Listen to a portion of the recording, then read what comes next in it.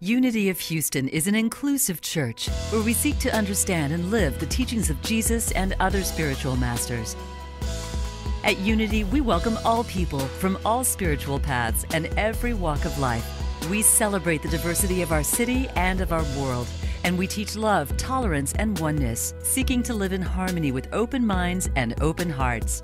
Wherever you are in your spiritual path, you are always welcome at Unity. Join us and discover that the life of your dreams is already within you. Yes, we're here tonight to remember to love and approve of ourselves. I love and approve of myself. Let's say that together. I love and approve of myself. Put your hand on your heart. I love and approve of myself. I love and approve of myself. Breathe that in. Really feel the truth of that. And if it's the first time you've said that to yourself, know that it won't be the last.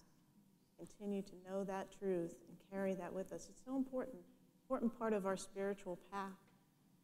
Today we celebrate Valentine's Day. Happy Valentine's Day Eve. I've got my Valentine's dress on. Do I look cute? Do I look date-worthy? Valentine's Day, we typically celebrate romantic love, cards, the tiniest little Valentine's cards, and the largest cards you've ever seen. Flowers, candy, and I think like cute, corny jokes are appropriate, right? So I have a few little one-liners I think at least my daughter, 3-year-old daughter Felicity would like. So, what do you call the smallest Valentine's card in the world? A Valentini. What did the stamp say to the envelope on Valentine's Day? I'm stuck on you. What did one volcano say to the other? I love you. And finally, what did the cucumber say to the pickle? You mean a great deal to me.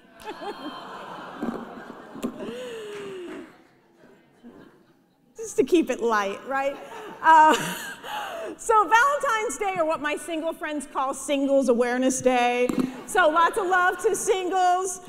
So my talk tonight is for everybody, not just those who are in a relationship, single, everybody, because it's all about self-love.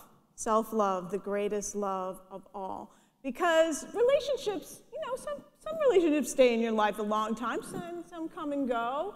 But the one relationship that will be with you, guaranteed, throughout your whole life is you. You. So, did you buy yourself a Valentine's Day card? If you were going to buy yourself one, what would you write in it? What would you want yourself to know about how loved you are and how treasured you are and how wonderful you are? I invite you to do that if you haven't done so already. Jesus said in the Gospel of Matthew, chapter 22, well, someone asked him, "Teacher, what is the greatest commandment in the law?" And this is what he said: "Love the Lord your God with all your heart and all your soul and all your mind. This is the first and greatest commandment. And the second is like it, to love your neighbor as yourself." To love your neighbor as yourself. And I think that this commandment doesn't work unless it's reversible. Unless you know how to love yourself, how can you really be loving to your neighbor? How can you know if you are hating parts of yourself, you're going to project that and see that in your life? So it's an important part of our spiritual path. But the thing is, so why is it so hard to love ourselves, right? We're great. We're awesome. We know this, right? Well, here's the thing. When we're born, you've seen a little baby born. I had the blessing to have a child and to see her when she's first born, and just in the oneness. They're just in awe and wonder of it all. They're just in love, and they're just soaking it in. The first 3 years are just all like a sponge, soaking it in. And as we continue to grow up, we hear people's opinions and their criticism. And we tend to take that in and be, oh, I need to have opinions, and take it in. We take it as truth we absorb it in, we internalize it, and we learn as we grow up to judge ourselves. Remember, Jesus said, "Judge not, so that you may not be judged." So we can tend to think of that as, well, if I judge somebody else, then, they're likely to judge me back, or that judgment is going to come back to me in some way. That's like an external way of seeing it. But let's look at it in a metaphysical way. So metaphysically, we have what's called the law of cause and effect. Now, in the relative manifest realm that we live in, if I take my watch and let's say I give it to Karen, do I still have a watch if I give it to Karen? No, well, you would have well, if I gave it to you, I'm not going to give it to you. I like this watch. But if I did give it to you, you would have the watch, right? And I would no longer have it. Now she wants it. We'll talk about this later. So, so law of cause and effect in the material relative realm is I give something to someone, they have it and I don't. Metaphysically, in consciousness, if I give anger to someone, who receives the anger? I do, right? I may feel anger towards someone. They may never feel that. They may not even know I'm angry. And it's all in my own world, right? I give resentment. I give judgment. Whatever it is, I'm the one receiving it. This is why this teaching is so powerful. Judge not, because you're automatically receiving it, the pain of it, the suffering of it, whether or not that person has any impact or not. We live in an incredibly competitive society. Have you noticed that? It's just part and parcel of living in the United States of America. We're constantly comparing ourselves to each other. Social media helps, right? We get to see what all of our friends are doing all the time, and so we get to go, well, I don't have that, or I'm not there yet, or whatever. We can tend to compare ourselves to each other instantly, and it's known to cause us suffering. So how many of us really truly feel good about ourselves as we are in these conditions of this competitive world that we live in? I was looking at some research by Dr. Kristen Neff.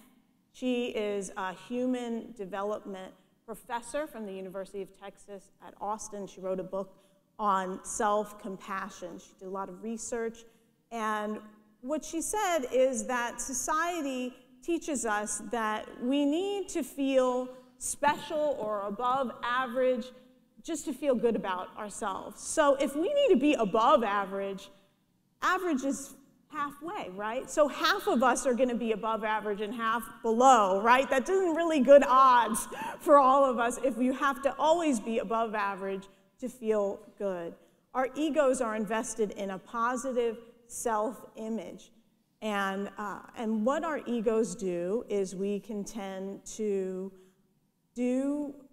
treat people and project onto people so that we feel better about ourselves, so we make them less. Like, for example, one of our little loving married things that we have in our house, my husband David is like, no, don't pick on me, is taking out the garbage on Thursday. Tomorrow is garbage day, so the bin has to go out. So for example, I may say to David on a Thursday morning, it may have happened, and wake up and say, hey, did you empty all the garbage and put it in the garbage bin and, roll it out? And he might say, well, good morning would have been nice. What about good morning? And so, well, I just noticed that that's one of the things that sometimes you roll it out, you don't put the garbage in, and you forget. And he's like, well, I did empty the garbages and put it in there. And so I might say, well, that's because I'm always reminding you, because, it's just something that you forget to do. So you hear what's happening there?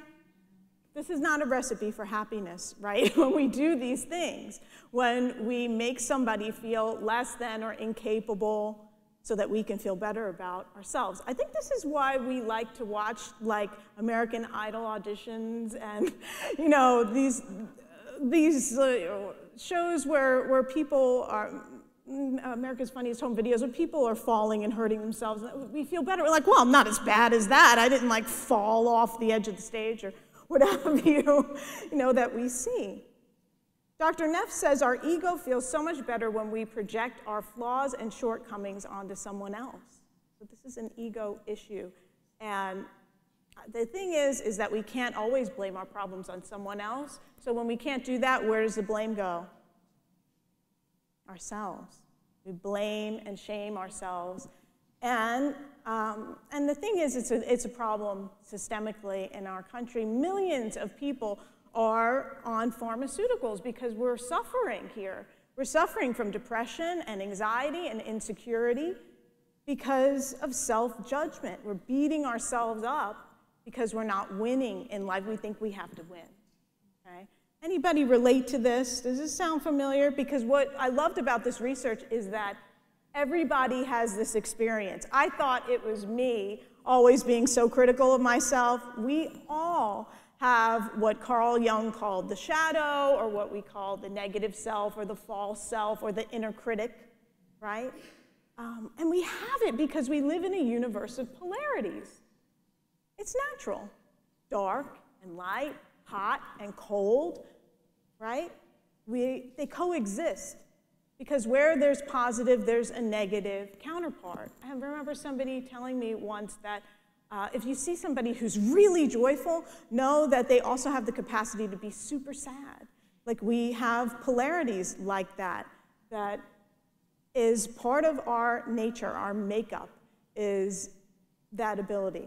So part of our spiritual path, and this is something that when I came to Unity, it felt so good, right? It was like, ooh, the love, I'm feeling the love. I'm like, this is it. I'm going to be positive the rest of my life. It's just positive thinking and affirmations, right? What they didn't tell me when I came in the door at Unity, and I was like telling everybody about it and how great I felt about myself, is that as you're on the path and you're going deeper, is that the subconscious brings up stuff to be healed.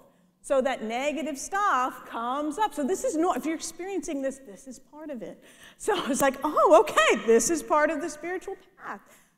Subconscious comes up to be healed, and we have the opportunity to face our deepest fears. And so often when we face our deepest fears, it leads us to our greatest joy and our greatest opening and our greatest peace and our greatest love. So spiritually, we learn God is love, and I'm made in the image and likeness of God. I heard that when I first came to Unity. And so then what happens is that, well, if God is love and I'm love, and then I'm having these thoughts that aren't loving, then these thoughts are bad. So I need to put them away. I need to call them bad. I need to I can't let anybody know I'm thinking these thoughts. They're not loving thoughts. And what we tend to do is called banishing the negativity into the shadow. We pretend it's not there. When we do that, it works unconsciously. We're like, oh, I'm positive. We haven't done our deeper shadow work, and it's kind of working us unconsciously. Or we just let it out, like the person who says, if you don't have anything nice to say, come sit next to me. We just let it fly. Or we fear it, and we try to run from it, and we give it power that way by hating it. Dr. Neff says, if you're constantly judging and criticizing yourself while trying to be kind to others, you're drawing artificial boundaries and distinctions that only lead to feelings of separation and isolation. This is the opposite of oneness, interconnection, and universal love. The ultimate goal of most spiritual paths, no matter which tradition, of course, our tradition, that is, of course, our ultimate goal in our practice. So when we judge and criticize ourselves, even we could be so loving to other people, when we're judging and criticizing ourselves, we are creating the condition of separation, and we can't know oneness with God. We can't know oneness. And even though it's all internal, we can be the most loving and wonderful. That is a big part of our journey, is coming into a love of ourselves. So there's a pathway. There's a way out of self-criticism, a way to see our way to oneness. And that is, like I said, we all have a negative side, so relief, right? We can let go of thinking that, that it's only me, or I have to hide that or something. and it tends to run us unconsciously until we do our spiritual work of self-knowledge, leading to self-awareness and self-realization and transformation, actualization. And we think of our great spiritual teachers like Buddha, Jesus, Mahatma Gandhi. Did they have a negative side? Did they? Yeah. Yeah, they did. Remember Jesus going to the desert for 40 days and being tempted? There, right there, that was, the devil was his ego. The judgments coming up, all happening metaphysically. We understand it happening internally. And so the difference between us, typically, I mean, I don't know how evolved you are, I'll speak for myself, and Jesus, Buddha, Gandhi, is that they are conscious of the negative side and they accept it and they love it. They've embraced it and they've loved that part of themselves. In an example from like mythology or legends, you hear about stories about dragons, like big, scary, fire-breathing dragons that fly, and they fly into a town. They want to burn it up, right? They just want to destroy everybody, take their money, and, kill everything. And so, who is the one who, in those stories, is able to talk to the dragon, typically? The child. The child is usually the one, or almost always the one, that's able to go to the dragon and see within the dragon and befriend the dragon. And what is the child seeing in the dragon but the little child in the dragon who's just hurt and in pain and just acting out that power, negatively and harming others. And when the child, the innocence, the love comes to that dragon, the dragon comes to peace, okay?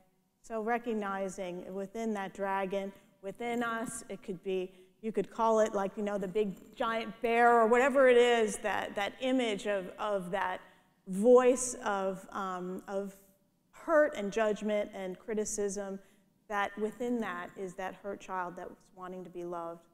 Jesus said, "Truly, I tell you, unless you become like little children, you will not enter the kingdom of heaven."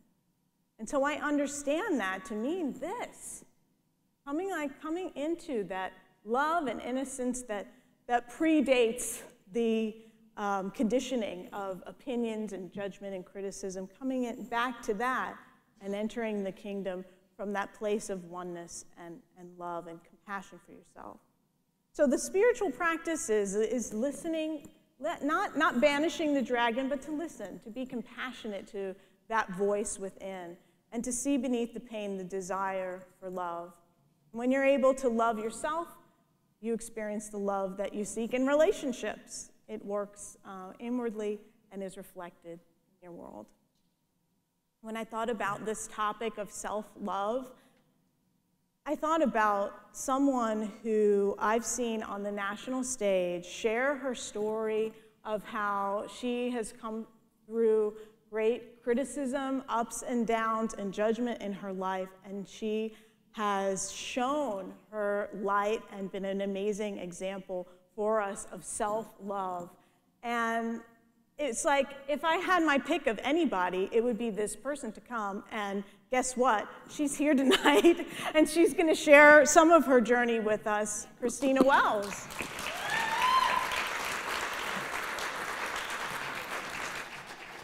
Hi. So, I'm fat. I'm not a little fat, I'm a lot fat, and it's been my biggest insecurity my entire life. Forever and ever and ever, I thought, people who sing and people who want to perform, they're thin, right? They're thin and they're cute, and they're little, and they can go up on a dancer's shoulders, and I can't, and so therefore I really can't be a singer. It's just something I have to do at home. I'll entertain my mama, right? I'll sing for my sister. That's all I'm going to do. And as I got older, I finally got up the courage to try to go out and try to sing, and what's the first thing people told me? You're heavy, right? And instead of trying to fight past that or believe that I was more than just the weight on my body, I believed them. And for years, I didn't sing. I'm 43 years old. A lot of people don't think that yeah, I know. It's because I'm chunky. It's cute, right? I always say, who needs Botox? I got carbs. Hey. I'm just joking. But I have a 20-year-old and I have a 17-year-old, right? And so when I was 19, I go to sing. They tell me I'm too heavy, and I'm like, okay, I was right? How easy it is for us to accept the negative. Because I was telling myself that anyway, so when someone outside of me said it, I said, thank you, that's what I needed, confirmation. I mean, I cried and stuff, but that's what we do. And I didn't sing for years. And when I say years, I mean I didn't sing in public for like a decade. I know. I always like to tell this after I've sang at least one time, so then sometimes people are like, so, is she really that good? No, I'm just kidding. So what, you didn't sing, honey? No, I'm just kidding. So I finally started to sing again, and I started to do it locally, churches, things like that. But every time I would kind of decide to put my toe in the water, someone always would slap me back and be like, oh, you don't fit the clothes, you don't fit the outfit, we don't have a part for you. Like, I've gone to auditions, I auditioned for American Idol, and they were like, no, thank you. Just like that, like, oh, yeah, but no. I auditioned for The Voice twice, same thing, no. And no one is like, you're fat, but you tell yourself that. You're just like, this is why. Obviously, this is why, right? So if I was thin, if I lost all the weight, so I lost a lot of weight, and I was like, oh, okay, if I lose a lot of weight, it's going to be great. I'm going to be smaller, and it doesn't work that way because I started to realize that had very little to do with what was on the outside of me, and it had a whole lot to do with what was on the inside of me. And I think a lot of people think that self-love means not caring what anybody thinks, and that's not true. I don't think we can live on this earth and not care what other people think. I care what my mama thinks. I care what my children think. I want people to be proud of me. I want people to be impressed with what I do. But I've had to learn to care about what I think more. And by deciding that I like myself, and she's not perfect, but she doesn't have to be, because I can't hate myself healthy, right? I can't decide, oh, I hate my body. Why aren't you doing better? Right? That doesn't make no sense. So I try to imagine myself like a 3-year-old child, so it's so funny you say this. And I talk to her like I would talk to a 3-year-old. I wouldn't be like, girl, you are so big. Have you got a new girdle? Right? Makeup? What about full foundation? We wouldn't say this to a child, so that's what I try to do. And while I'm going through this journey, America's Got Talent reaches out to me. And so now I'm going to go try to sing on national television. Good Lord. Okay. Because when you go on TV, everybody sitting in front of their television is ready to judge you.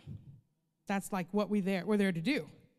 We're like, okay, you got the popcorn? Come on, let's watch this, right? And, oh, no, I didn't like her outfit, whatever. That's what we do. And so I was like, I'm going to get so much negativity going on this stage. And I went and I sang, and it went well. Coincidence, luck, talent, whatever it is, it doesn't matter. It happened, and I'm grateful for it. But what I learned was this. I have been contacted by thousands of people across the United States and across the world. There's a woman who sends me singing videos in England, and she says she sings because she saw me on stage, and guess what? She's smaller than me, but she's big to her, right? But she's smaller than me, so she was like, if Christina can do it, I could do it. And I thought, okay, well, then I'm going to be the spokesperson for all the fat people in the world. I'm good for that, right? That's going to be good. I'm good for this. But then a little girl through the Make-A-Wish Foundation actually chose her Make-A-Wish to come to America's Got Talent during the semifinals and meet me. I know. Wait, get yourself together, because, child, let me tell you. So I'm like, literally like, why? Like, she should be wanting to, like, go to Disneyland or, But she asked specifically, I will cry, it's okay, to judge when I did my rehearsal. So they have a guy who's got dark hair, and he's sitting in for Simon. Y'all getting behind the scenes right now, okay? Then they got a girl who's blonde. She's sitting in for Heidi. And then this little girl was sitting in for Mel B. And then they have someone there, bald man, for Howie. And they go down the line, and she's like, Christina, you did so great. I'm just like, oh, gosh, thank you so much. So awesome. And afterwards, I go to talk to her. And she's had a lot of health problems, and she hasn't grown in the way that you would expect for her age. And she told me that so many people have told her that her body is wrong. And she knew I would understand, because my body is wrong too. And in that moment, I was so grateful that I was fat. And I was so grateful that I didn't look like every other girl, because I realized that we all suffer with insecurities. Even if your waist is a size 14, a 12, a 10, a 6, we all look in the mirror, and we all judge ourselves so harshly, and we all try to pick apart the things that we've been given as gifts, as blessings. My voice is a gift from Heavenly Father. He gave it to me. And no matter the vessel it's in, I'm supposed to share it. And I finally got that being on television. Because when all those people said those things to me, I was like, okay, it's not just about being heavy. I thought that's what it was. So now guess what? I weigh way more than I did when I was younger. And I have a singing career. And it's not because I lost enough weight to have one.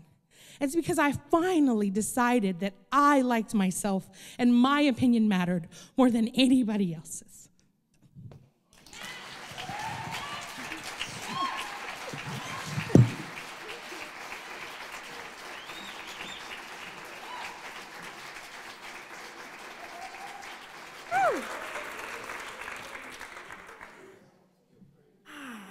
So we got to see it in action, okay? That's what I'm talking about. Self-love. Self-love. That is the journey that we're on. And we're here to support each other in that and to remind each other when we forget how wonderful we are, how valuable we are, how each of our talents and our abilities and just our presence bring so much to our world, to each other, to our lives. Remember that. Scripture says, God is love, and the one who abides in love abides in God, and God abides in him. So let us abide in love for ourselves so that we can always abide in love and know that our oneness with God. God bless you. Thank you for watching this message today. I'd like to invite you to join us in person here on campus at Unity of Houston for Sunday morning or Wednesday evening services. If you can't be with us here on our campus, you can still join us live on Facebook or on our website, unityhouston.org, Sunday mornings at 11 a.m. Central.